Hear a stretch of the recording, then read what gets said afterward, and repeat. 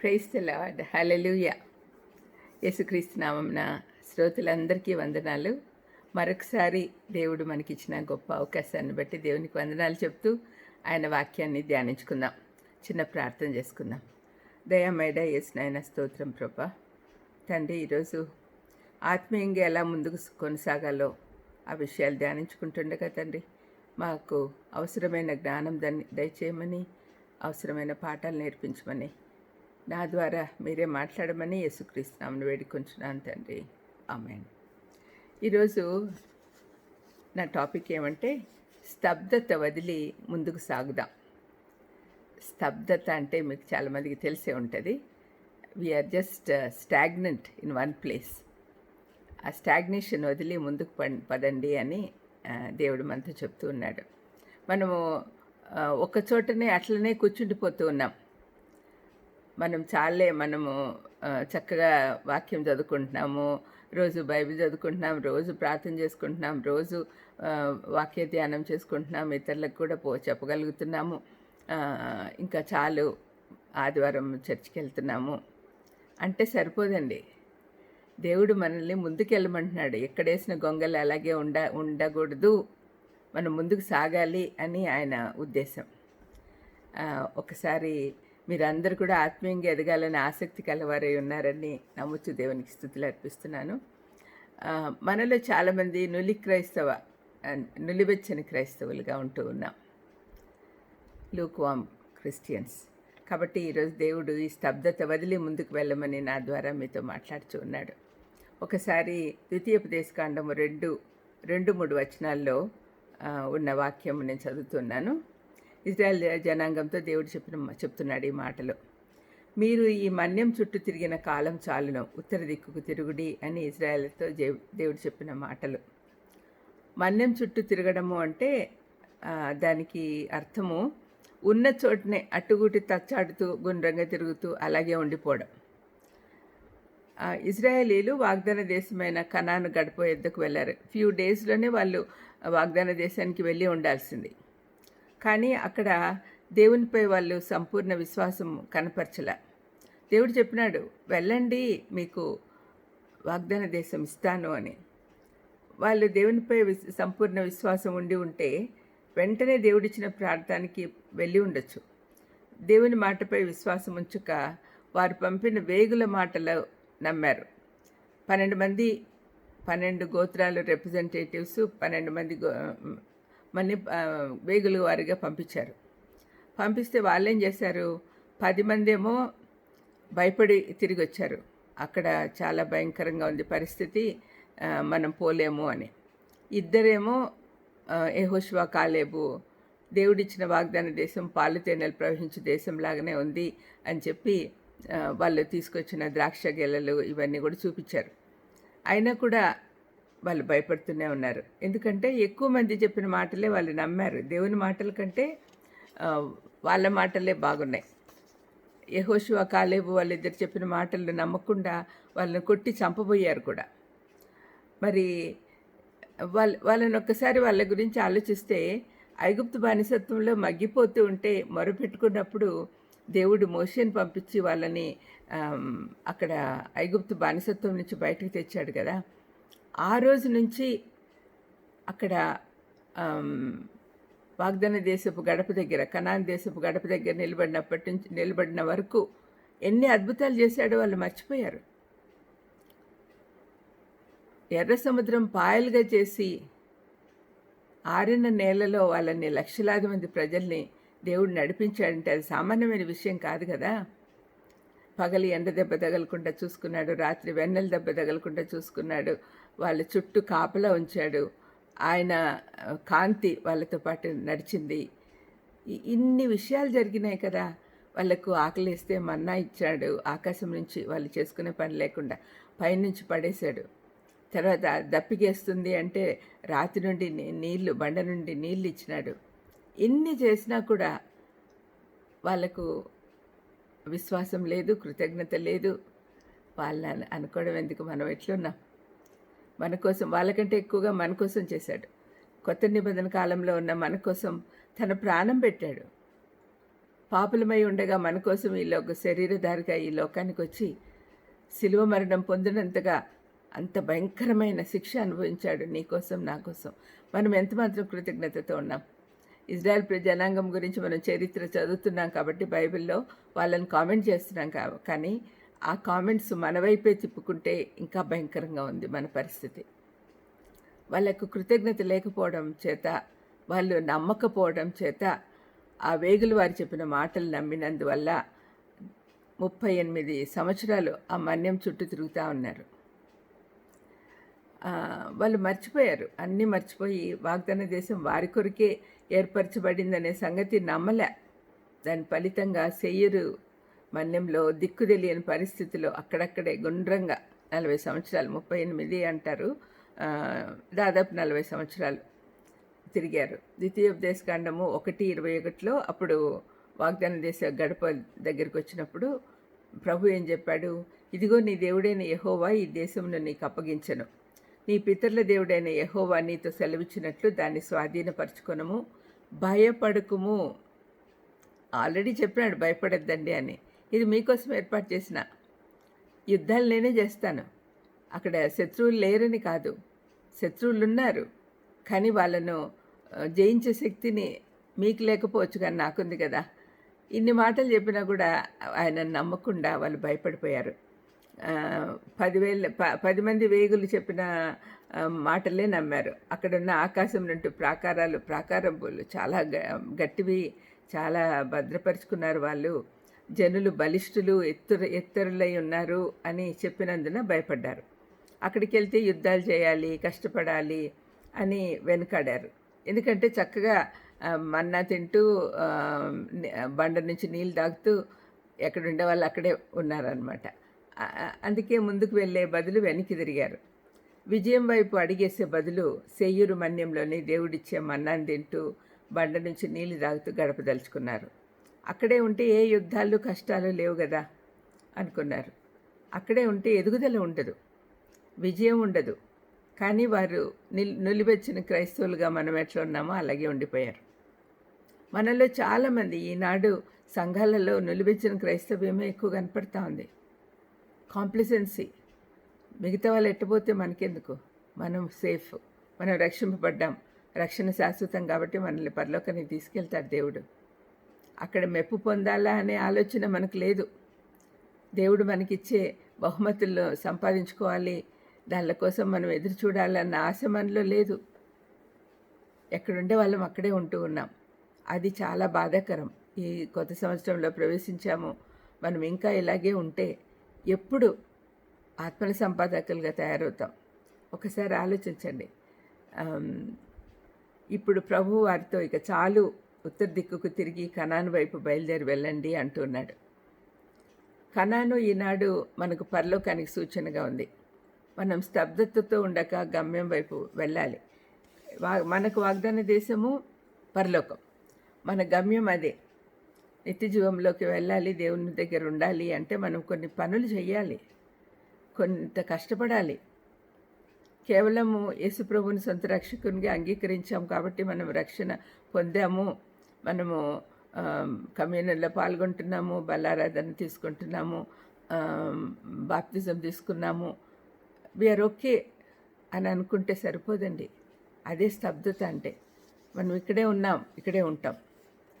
అలా కాకుండా, అంటే రక్షణ పొందాం కాబట్టి పరలోకానికి వెళ్తాం, కానీ దేవుణ్ణి సంతోషపెట్టే పనులు మనం చేయాలి కదా. మన కోసం ప్రాణం పెట్టిన యేసయ్య కోసం మనం ఏం చేస్తున్నాం? ముందుకు సాగాలండి. ఇప్పుడు మనం కాస్త ఆగి మనల్ని మనం కొన్ని ప్రశ్నలు వేసుకుందాం. రక్షింపబడినప్పటి నుంచి ఎంత మేరకు ముందుకు వెళ్ళారు? ఎక్కడ వేసిన గొంగలు అక్కడే ఉన్నట్లుగా ఉన్నారా? 1 సంవత్సరం క్రితం కంటే ఇప్పుడు మనకు వాక్యం పట్ల ప్రేమ పెరిగిందా లేదా? ఇంతకుముందు కంటే ప్రభావితంగా ప్రార్థిస్తున్నామా? క్రీస్తు పట్ల, ఆత్మల సంపాదన పట్ల ఆసక్తి పెరిగిందా? ఆత్మీయంగా పెరుగుతున్నామా, లేక అక్కడక్కడే గమ్యం లేకుండా తిరుగుతున్నామా? ఈ ప్రశ్నలన్నిటికీ యథార్థంగా మనం సమాధానం చెప్పుకుంటే మన పరిస్థితి ఎలా ఉందో అర్థమవుతుంది. మనము ఆత్మీయ ఎదుగుదల గురించి ఇక ముందు ఎలాంటి నిర్ణయాలు తీసుకోవాలి అనేది ఈరోజు దేవుడు మనతో మాట్లాడుతూ ఉన్నాడు. ఇక చాలు, లేచి కనాన్ వైపు తిరగండి, అక్కడే మీకు విజయం ఉంటుంది అని చెప్తూ ఉన్నాడు. మనం క్రీస్తు వైపు చూస్తూ ముందుకెళ్ళాలి. అప్పుడే ఆత్మీయ ఎదుగుదల కనపడుతుంది. చిన్నపిల్లలు ఏ విధంగా పాల కోసం ఆపేక్షిస్తారో, అలాగ ఆకలిస్తే ఏడుస్తారు, పాలిస్తూ ఉంటారు కదా. మరి అదేవిధంగా మనకు నీతి నిమిత్తము ఆకలి దప్పులు కలిగి ఉండాలి. అదే కదా కొండ మీద ప్రసంగంలో యేసుప్రభు చెప్పాడు. నీతి నిమిత్తం ఆకలి దప్పులు అంటే వాక్యము బాగా నేర్చుకోవాలి, దేవుని మనసు బాగా అర్థం చేసుకోవాలి. వాక్యం ద్వారానే దేవుడి మనసు మనకు అర్థమవుతుంది. న్యూ ఇయర్ స్టార్ట్ అయింది కదా, ఈరోజు 8వ తారీఖు. ఈ వారం రోజుల్లో మీలో చాలామంది అద్భుతంగా మీ నిర్ణయాలు నెరవేరుస్తూ ఉంటారు. ఈ నెలాఖరు వరకు ఎలా ఉంటుందో చూద్దాం. అదే కంటిన్యూషన్ అలాగే ఉంటే అద్భుతాలు చేయగలరు దేవుని నామంలో. యేసుప్రభు మనల్ని సంఘముగా ఎందుకు ఏర్పాటు చేశాడు అంటే, ఇజ్రాయెల్ జనాంగం ఆయన తృణీకరించి ఆయన కోసం ఆయన ప్రణాళిక ప్రకారము చేయలేని పని మనం చేయాలి. అదేంటి? లోకమంతా మన ద్వారా ఆశీర్వదింపబడాలి. అది జరగాలి అంటే మనము సువార్త ప్రకటించాలి.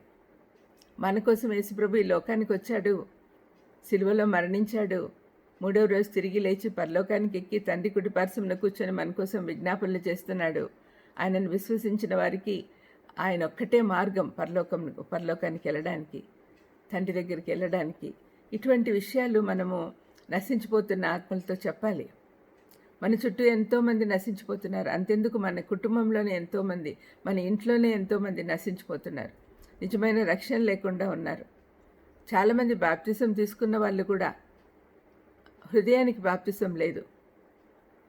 హృదయ అంతరంగాల్లో మారాలి, ట్రాన్స్ఫర్మేషన్ కలిగి ఉండాలి మన జీవితంలో. అది లేకుంటే మనం ఆత్మీయ స్తబ్దతలోనే ఉండిపోతాం. కాబట్టి దయచేసి చిన్న బిడ్డలు ఏ విధంగా పాల కోసం ఆపేక్షిస్తారో ఆ విధంగా మనం ఆత్మీయ ఎదుగుదల కోసం ఆసక్తి చూపించాలి. పేతురు తన పత్రికలో మన ప్రభువును రక్షకుడైన యేసుక్రీస్తు అనుగ్రహించు కృపయందును జ్ఞానమందును అభివృద్ధి పొందిటి అంటున్నాడు. 2 పేతురు 3:18. ఆయన అనుగ్రహించు కృప, జ్ఞానము. కృప లేకుంటే మనం బతకలేం. కృప లేకుంటే మనకు రక్షణ లేదు. జ్ఞానం కొదువుగా అంటే అడుగు, నేను ఇస్తానని చెప్పాడు దేవుడు. మరి జ్ఞానమందును కృపయందును మనం అభివృద్ధి పొందాలి అని చెప్తూ ఉన్నాడు. నూతన సంవత్సర నిర్ణయాలకు ఇది పునాది కావాలి. మనందరం ఇదే కోరుకోవాలి. ఆత్మీయ స్తబ్దత నుండి విడుదల పొంది ఎదుగుట ఆరంభించాలి. 2వ రాకడ చాలా సమీపంగా ఉంది. మనకు అందరికీ తెలుసు, కొత్త సంవత్సరంలోకి వచ్చామంటే ఇంకో సంవత్సరం దగ్గరికి వచ్చేసామని. ఈ క్షణంలోనైనా రావచ్చు. పరిస్థితులు చూస్తున్నాం కదా, చుట్టూ యుద్ధాలు, ఈ వాతావరణ మార్పులు, భూకంపాలు, యాక్సిడెంట్లు భయంకరంగా ఉన్నాయి. ఇంట్లో నుంచి బయటికి పోతే చాలు నెగిటివ్ న్యూసే వినిపిస్తూ ఉంది. మరి ఇలాంటప్పుడు మనం త్వరపడి మంచి నిర్ణయాలు తీసుకోవాలి. పేతురు అనుభవంతో వ్రాసిన ఈ మాటలు మనం తప్పక పాటించాలి. పేతురు గురించి ఆలోచిస్తే తన జీవితంలో పడిపోయి పునరుద్ధరించబడ్డాడు కాబట్టి అనుభవపూర్వకంగా మాట్లాడాడు. చాలా విషయాలు మనము ఆయన గురించి తెలుసు. మనం కూడా పేతురు లాంటి వాళ్ళమే కాబట్టి రూపాంతరం పొందాలి. పేతురు యేసుప్రభు ఎవరో తనకు తెలియదని చెప్పాడు. 3.5 సంవత్సరాలు ఆయనతో కలిసి తిరిగాడు, కలిసి భోంచేశాడు, కలిసి పండుకున్నాడు. మరి అటువంటి వాడు భయపడి యేసుప్రభు ఎవరో తనకు తెలియదు అన్నాడు. పేతురు చేసిన పని మనం ఆలోచిస్తే మార్కు 14:66-72 వరకు ఉన్న వాక్య భాగాన్ని ఒకసారి చదవండి. యేసయ్యను రోమ సైనికులు బంధించి ప్రధాన యాజకుని ఇంటికి తీసుకెళ్ళినప్పుడు అక్కడ బయట కొంతమంది మంటలు వేసుకొని చలి మంటలు కాచుకుంటూ ఉన్నప్పుడు అక్కడ గుంపుగా కూర్చుంటారు కదా, పేతురు కూడా అక్కడికి వెళ్ళి కూర్చున్నాడు. ప్రధాన యాజకుల్ని సేవకులలో ఒక పనికర్తే అతని దగ్గరికి వచ్చి, నువ్వు యేసుప్రభుతో ఉండేవాడివి కదా, యేసుప్రభు శిష్యుడు కదా అని అడిగింది. అంటే లేదు నాకు తెలియదు అన్నాడు. అక్కడి నుంచి ఇంకొంచెం దూరం పోయి కూర్చున్నాడు. మళ్ళీ ఆ పాప, నేను చూశాను నిన్ను, నువ్వు ఆయన మనిషివే కదా అంటే అప్పుడు కూడా బొంకాడు. మళ్ళీ ఇంకోసారి అడిగింది. మిగతా వాళ్ళతో చెప్తుందనమాట, ఇతను కూడా అతను మనిషే అని. కాదు అన్నాడు. ముమ్మారు బొంకుతావు, నువ్వు కోడి 2 సార్లు కూయకముందే అని యేసుప్రభు చెప్పిన మాటలు అక్కడ రుజువయ్యాయి. యేసుప్రభు చెప్పాడు. యేసుప్రభుకి తెలుసు ఆల్రెడీ యేసుప్రభు అతని కోసం ప్రార్థన చేశాడు. సైతాన్ని జల్లించినప్పుడు ఇతను పడిపోకుండా చూడు అని. అయినా కూడా పడిపోయాడు. అతను శోధనలో పడిపోయాడు, భయపడిపోయాడు. భయం ఉన్న చోట విశ్వాసం ఉండదు. ఆయన దేవుని కుమారుడు అనే సంగతి అతనికి ఇంకా సరిగ్గా అర్థం కాల. నువ్వు దేవుని కుమారుడు అని నోటితో అన్నాడు కానీ మనసుతో గ్రహించలేకపోయాడు. మరి అటువంటి పరిస్థితిలో తనకి అది జ్ఞాపకం చేసుకొని తలపోయిచు ఏడ్చెను అని వ్రాయబడి ఉంది.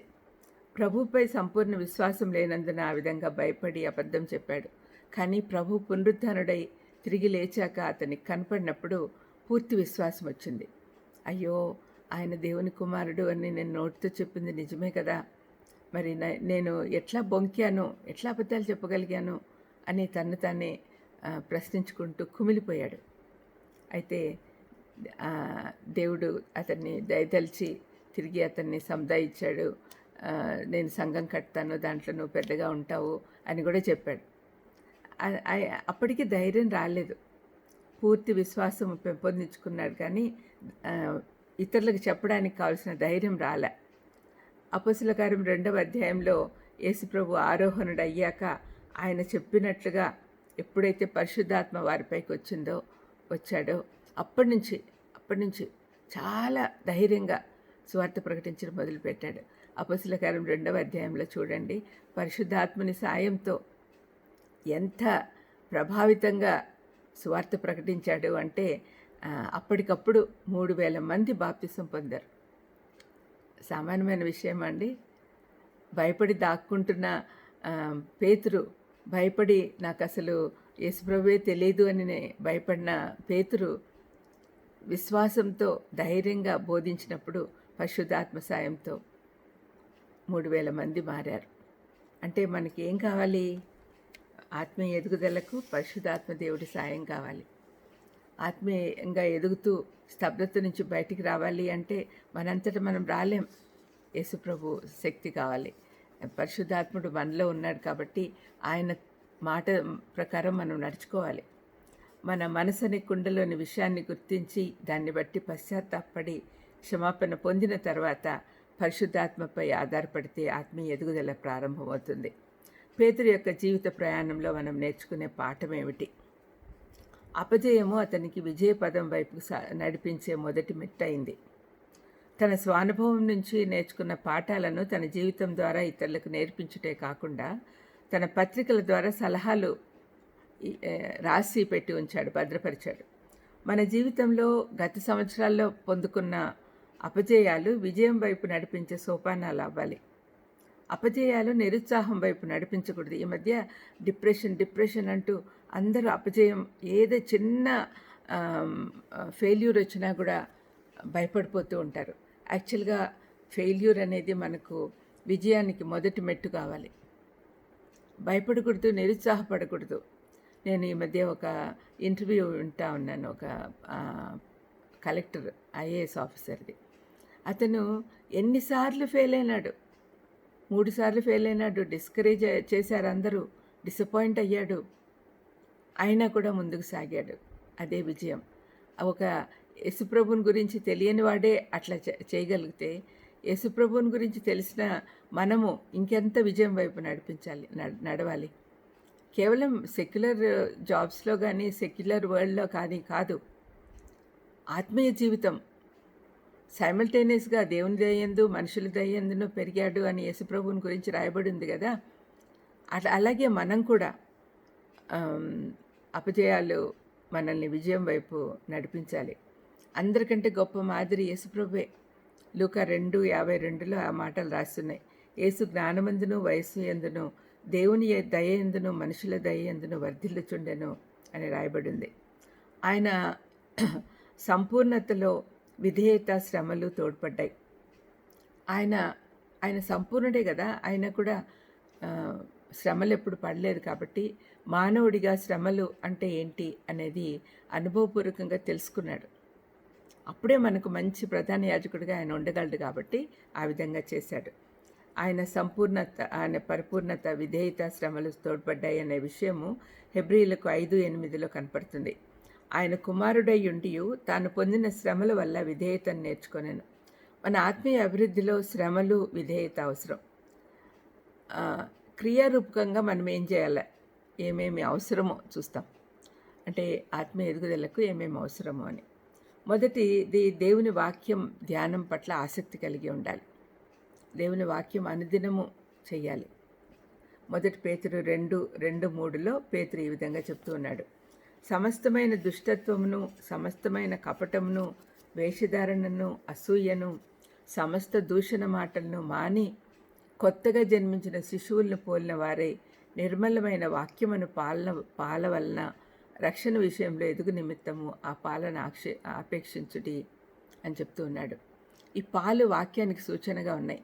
మనలో ఉన్న దుష్టత్వము, అసూయ, దూషణ మాటలు ఇవన్నీ పోవాలి అంటే, సమస్తమైన కపటము, వేషధారణ ఇవన్నీ పోవాలి అంటే వాక్యమే. వాక్యం అద్దం లాంటిది. మనల్ని మనం పరీక్షించుకునేదానికి అది మంచి సహాయకారిగా ఉంటుంది. వాక్యం వల్ల మనం మన జీవితం మార్చుకోవచ్చు. వాక్యం వల్ల మనం అన్ని రకాలుగా మార్పు వస్తుంది. మనలో వేషధారణ పోతుంది, ఇతరుల పట్ల కోపము, అసూయ పోతుంది, దుష్టత్వం వీడుతాము. ఇవన్నీ జరుగుతాయి దానివల్ల, వాక్యం వల్ల. అందుకని మనం వాక్య పఠనము, వాక్య ధ్యానము కంటిన్యూస్గా చేస్తూనే ఉండాలి. ఏ రోజు మానకూడదండి. దయచేసి గుర్తుపెట్టుకోండి. కొత్త సంవత్సరంలో మీరు ఆల్రెడీ నిర్ణయం తీసుకొని ఉంటారు. ఆ నిర్ణయం మీదనే ముందుకు సాగాలని ప్రభునామంన మిమ్మల్ని అందరినీ కోరుతూ ఉన్నాను. రెండవది ఏంటంటే, క్రీస్తులో మన జీవితాలు వేరుపారాలి. క్రీస్తు వాక్యము, క్రీస్తు మాటలు, క్రీస్తు చెప్పిన ఆదేశాలు, వాటిలో మన జీవితము వేర్లు పోవాలి. అంటే వేరుపారాలి అంటే స్థిరంగా నిలబడాలి. ఆ పాలల్లోకి, వాక్యం అనే పాలల్లోకి మన జీవితము అడుగిడాలి. మన జీవితం వేర్లు అనుకోండి. వేర్లు ఎక్కడికి పోవాలి? వాక్యం దగ్గరికి పోవాలి. ఆ విధంగా వేరు పారాలి అని కొలస్సీ పత్రిక 2:6-7లో పౌలేమంటున్నాడు, కావున మీరు ప్రభువైన క్రీస్తు యేసును అంగీకరించిన విధముగా ఆయన యందు వేరుపారిన వారై ఇంటి వలె కట్టబడుచు, మీరు నేర్చుకున్న ప్రకారముగా విశ్వాసమందు స్థిరపరచబడుచు, కృతజ్ఞతాస్తుతులు చెల్లించుట యందు విస్తరించుచు ఆయన యందుండి నడుచుకొనుడి అని విశ్వాసులందరికీ చెప్తూ ఉన్నాడు. ఎంత చక్కగా చెప్తున్నాడు చూడండి. మీరు ఏ విధంగా క్రీస్తుని అంగీకరించారో, ఆయన వాక్యంలో వేరుపారి ఉన్నారో, మనం ఇంటి వల్లే కట్టబడుచున్నాం. మన ఆత్మీయంగా కట్టబడుచున్నాం. అంటే మనల్ని మనం దేవునికి సమర్పించుకుంటే ఆయనే కడతాడు. మీరు నేర్చుకున్న ప్రకారము విశ్వాసమందు స్థిరపరచబడుచు, కృతజ్ఞతాస్తుతులు చెల్లించుట యందు విస్తరించుచు ఆయన యందు నడుచుకొనుడి అని పౌలు కొలస్సీ పత్రికలో చెప్తూ ఉన్నాడు. క్రీస్తు అనే బండపై మన జీవితాలు కట్టుకొని ఆయన నేర్పిన పాఠాల్లో మన జీవితాన్ని వేరుపార చేయాలి. ఇది రెండవది. అంటే మనం చేయాల్సిన పనులు. అంటే వీటన్నిటికీ పరిశుద్ధాత్మ సాయం కావాలి. పరిశుద్ధాత్మ లేకుంటే మనం ఒక్క అడుగు కూడా ముందుకు వేయలేం. మూడవది, మన జీవితంలోని ప్రతి అనుభవము మన ఆత్మీయ ఎదుగుదలలో తోడ్పడాలి. ఫిలిప్పీ పత్రిక 4:13లో పౌలు చెప్పినట్లు, మనలను బలపరచువాని యందే మనము సమస్తమును చేయగలం అనే నిశ్చయతతో ప్రభు వైపు చూస్తూ ముందుకు సాగాలి. పౌలు ఫిలిప్పీ 1:6లో, మీలో ఈ సత్క్రియను ఆరంభించిన వాడు యేసుక్రీస్తు దినం వరకు దాన్ని కొనసాగించునని రూఢిగా నమ్ముచున్నాను అంటున్నాడు. క్రీస్తునందున్న వారు నూతన సృష్టి అని పౌలు 2 కొరింథీ 5:17లో చెప్పాడు కదా. నూతన సృష్టిగా చేసిన దేవాదేవుడు ఈ నూతన కార్యాన్ని కొనసాగిస్తాడు అని నమ్మాలి. మనలో ఈ సత్క్రియను ఆరంభించిన వాడు యేసు ప్రభు. సత్క్రియ ఇక్కడ ఏంటి? మన రక్షణ మార్గం. అంటే మనం రక్షణ జీవితం జీవిస్తున్నాం, రక్షణ మార్గంలో వెళ్తూ ఉన్నాం. అది మొదలుపెట్టాం కాబట్టి దాన్ని కొనసాగించేవాడు దేవుడే. చివరి వరకు తీసుకెళ్తాడు. మనం విశ్వాసంతో ముందుకు సాగాలి. నాలుగవది, దేవుని స్వరం వినుట ఆత్మీయ ఎదుగుదలకు తోడ్పడుతుంది. దేవుని స్వరం వినడం మనం నేర్చుకోవాలి. ఈ లోకంలో ఎన్నో రకాల స్వరాలు వినిపిస్తూ ఉంటాయి. కానీ మనము పరిశుద్ధాత్మని స్వరం వినేది నేర్చుకోవాలి. ఆయన మనల్ని ఎటుపోవాలి అనేది చెప్తూనే ఉంటాడు. మనం ఆయన స్వరం వింటే మనకు అర్థమవుతుంది. 1 సమూయేలు 3:1-10 వరకు ఉన్న సంఘటన చదవండి. బాలుడైన సమూయేలు సమూయేలు కథ అది. సమూయేలు మందిరంలో పండుకొని ఉంటాడు, ఏలి ఒక మూలను పండుకొని ఉంటాడు. అప్పుడు దేవుని స్వరం వినిపిస్తుంది. చిన్న బాలుడే, అందుకని అంతవరకు ఎప్పుడు దేవుని స్వరం వినలేదు. దేవుని స్వరం విన్నప్పుడు ఏలి పిలుస్తున్నాడు అనుకొని ఆయన దగ్గరికి వెళ్తే ఆయన నేను పిలవలేదు అంటాడు. మళ్ళీ వచ్చి పండుకుంటాడు. మళ్ళీ పిలుస్తాడు దేవుడు. మళ్ళీ ఏలి దగ్గరికి వెళ్తాడు.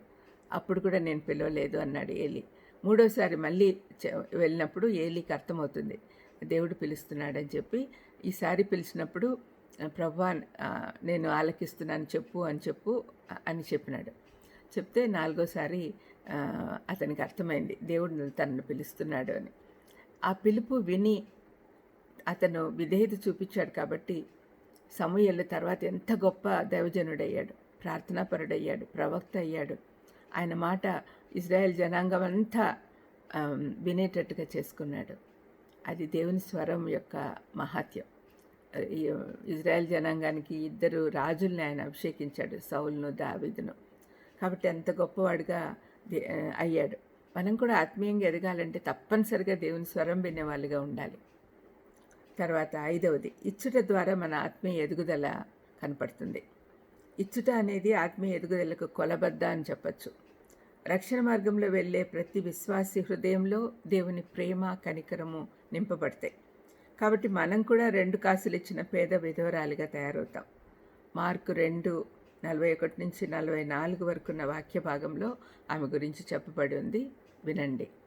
ఎందుకంటే మనము ఎప్పుడైతే ఆత్మీయంగా ఎదుగుతామో అప్పుడు ఇహలోకపరమైన ఆశలు మనకు తగ్గిపోతాయి. కనికరం పెరుగుతుంది, ప్రేమ పెరుగుతుంది, అవసరతలో ఉన్న వాళ్ళని ఆదుకోవాలన్న ఆలోచన కలుగుతుంది. మనకు నెక్స్ట్ అవసరాలకి ఆయన తీరుస్తున్నాడు అని అనుభవపూర్వకంగా తెలుసుకుంటాం అప్పటికి. అందుకని మనం దాచిపెట్టుకోవాలా అనే ఆలోచన లేకుండా ఇచ్చేవారిగా తయారవుతాం. 6వది, మనం దేవుని రాజ్య స్థాపనలో చూపే ధైర్యం కూడా మన ఆత్మీయ ఎదుగుదలకు సూచన. 1 సమూయేలు 17:45-50లో చూస్తే దావీదు గొలియాతుపై చేసిన యుద్ధం అక్కడ కనపడుతుంది. ఆ యుద్ధంలో చూస్తే అతను చిన్నపిల్లవాడు, అతనేమో గొలియాతు ఒక రాక్షసునిలాగా ఉన్నాడు. మరి అతనిపై విజయం ఎలా వచ్చింది? కేవలం దేవునిపై విశ్వాసం. తన దేవుడు తనకి ధైర్యం ఇచ్చాడు, విశ్వాసమే ధైర్యం ఇచ్చింది. ఆత్మీయ ఎదుగుదలలో విశ్వాసము, ధైర్యం ఇవన్నీ అవసరం.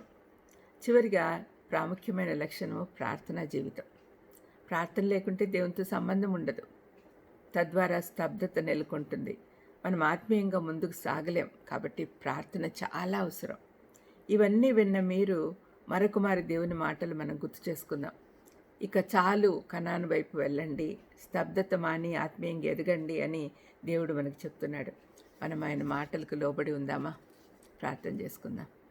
దయామయ యేసు నాయన, అవును తండ్రి, ఈ నూతన సంవత్సరంలో స్తబ్దత మాని ఆత్మీయ కనాను వైపు వెళ్ళేదానికి మాకు సహాయం చేయమని యేసుక్రీస్తు నామమున వేడుకొంచున్నాను తండ్రి. ఆమెన్. God bless you.